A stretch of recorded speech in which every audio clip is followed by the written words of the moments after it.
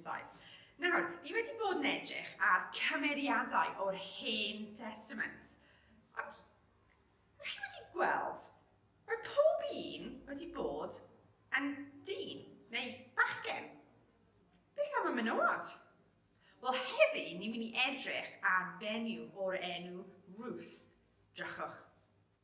There once was a woman named Ruth who lived in a land called Moab. Ruth married into the family of a woman named Naomi.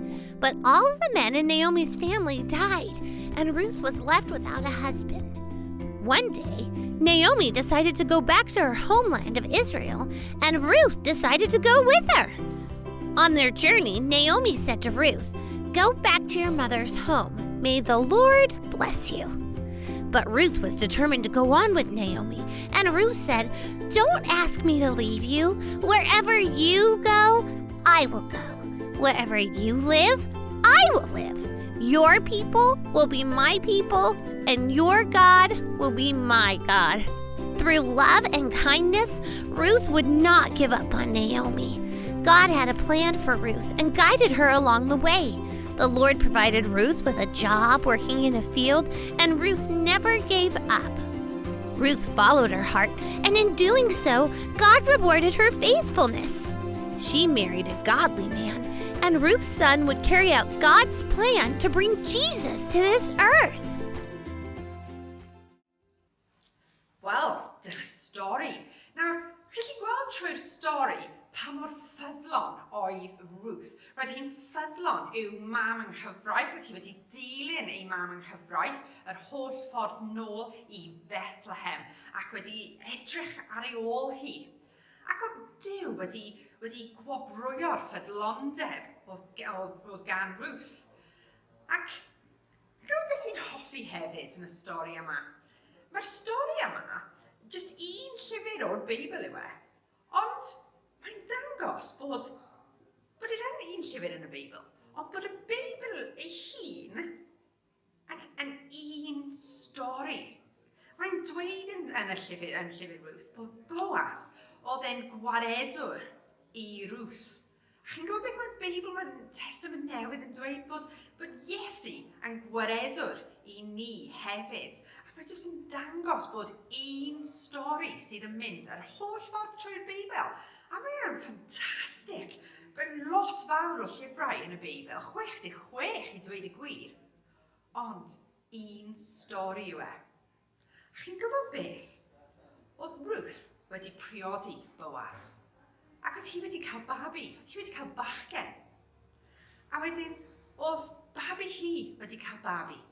A mae'r Beibl yn dweud wrth i pob un cael babi, gallu gweld yr holl ffordd lawr i Iesu. Felly, oedd Ruth yn rhan o teulu Iesu. A bod nhw gyd rhan o'r un teulu. A mae hwnna'n ffantastig.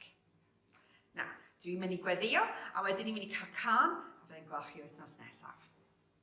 Gweddio. Arglwydd Duw, diolch am stori Ruth. Diolch bod ti'n dangos bod jyst un stori sydd yn mynd trwy'r Beibl. Jyst yn gofyn i ti helpu ni fod yn ffyddlon i'n ffrindiau ni, i'n teulu ni, i ti, bod ni'n gallu bod yn ffyddlon i ti hefyd. Jyst yn gofyn i ti roed y bendith dros ni nawr yn yr wythnos nesaf. Yn enw'r Iesu. Amen.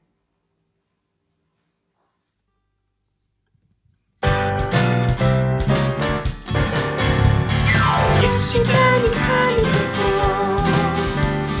Jesu den i'n canu dy dod. Dy gariad anhygoel sy'n gledu i gamol. Jesu den i'n canu dy dod. Jesu den i'n canu dy dod.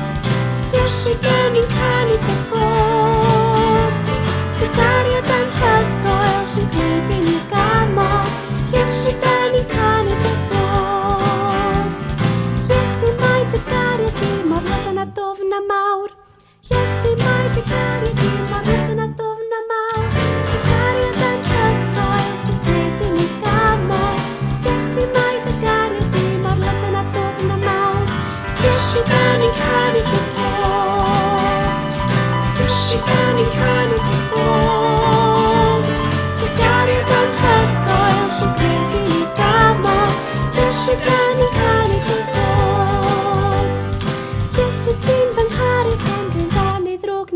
neu drist. Iesu ti'n fy ngharu pan ryddan neu ddrwg neu'n hapus neu drist. Dy gariad anhygoel sy'n gwneud i ni gamol. Iesu ti'n fy ngharu pan ryddan neu ddrwg neu'n hapus neu drist. Iesu da ni'n cael ei ddod. Iesu da ni'n cael ei ddod. Dy gariad anhygoel sy'n gwneud i ni gamol. Iesu da ni'n cael ei ddod. Iesu mae dy gariad ni, bobl fel ti, bobl fel hi, bobl fel sy'n flewog i gyd. Iesu mae dy gariad ni, bobl fel ti, bobl fel hi, bobl fel sy'n flewog i gyd. Dy gariad anhygoel sy'n gwneud i ni gamol. Iesu mae dy gariad ni, bobl fel ti, bobl fel hi, bobl fel sy'n flewog i gyd. Iesu da ni'n cael ei ddod. Iesu da ni'n cael ei ddod.